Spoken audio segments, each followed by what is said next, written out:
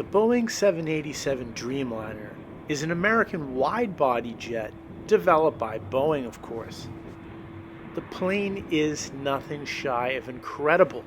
At launch, Boeing targeted a 20% less fuel burn as it was replacing the Boeing 767, and it did.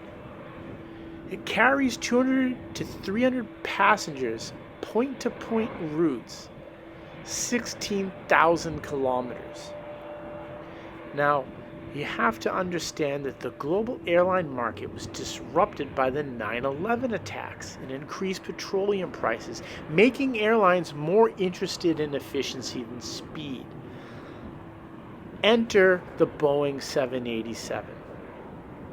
It was designed to be the first production airliner with the fuselage comprising one-piece composite barrel sections instead of multiple aluminum sheets, powered by Rolls-Royce Trent 1000s.